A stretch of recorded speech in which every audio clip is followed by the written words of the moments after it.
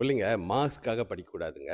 புரிஞ்சு படிக்கணும் அப்படின்னா, புடிச்சு படிக்கணும். இந்த எக்ஸாம் ஸ்ட்ரெஸ் வந்து அவங்கள புரிஞ்சு படிக்க விடாம, மார்க்ஸ்க்காக படிக்கணும், பரீட்சைக்காக படிக்கணும் அப்படின்னு ஒரு ஸ்ட்ரெஸ்ஃபுல்லான ஒரு விஷயத்த உருவாக்குதுங்களா?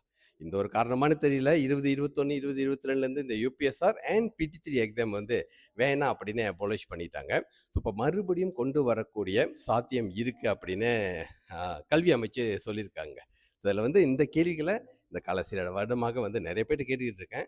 புள்ளைங்க கிட்ட கேட்டோம் பரீட்சை வேணுமா? வேணாமான்னா வேணான்னு தான் சொல்ல போறாங்க. பட் வேணும், வேணான்னு சொன்னது வந்து ஆக்சுவலி பெற்றோர்களும் இருக்காங்க, ஆசிரியர்களும் இருக்காங்க. ஸோ உங்களோட கருத்து என்னன்னு கேட்க போறதுக்கு முன்னுக்கு, நான் என்னோட கருத்த வந்து பதிவு பண்ணிடுறேன். நிச்சயமாக வந்து எஸ்பிஎம் பரீட்சை எல்லாத்துக்கும் இருக்க தான் போகுது.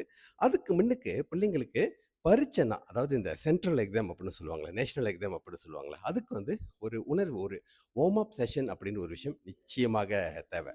அப்பதான் பரீட்சைன்னா அந்த பரீட்சைக்கு உண்டான அந்த கடைசி நேர ஸ்ட்ரெஸ், டென்ஷன் இதெல்லாம் இருக்கு பார்த்தீங்களா? அந்த ஒரு விஷயத்த சேர்த்து பழகக்கூடிய ஒரு வாய்ப்பு நம்ம பிள்ளைங்க டிசர்வ்ஸ் தட். ஸோ இது வந்து மார்க்ஸ் அண்ட் காம்படிஷன் இதெல்லாம் தாண்டி ஒரு பழக்கப்படுத்துற ஒரு விஷயம். ஸோ பழக்கப்படுத்திட்டாங்க அப்படின்னா, குறிப்பா எஸ்பிஎம் வர்றப்ப, அ அந்த ஒரு பதட்டம், அந்த ஒரு தயக்கம், அந்த ஒரு விஷயம் வந்து இல்லாம, முழுமையாக அவங்களோட முழு திறன் வெளிய வரக்கூடிய சாத்தியம் இருக்கு. இப்ப நீங்க சொல்லுங்க. யுபிஎஸ்ஆர், பிடி3 எக்ஸாம் தேவையா? சரி. இந்த கருத்தோட சேர்த்து இன்னொரு விஷயம்.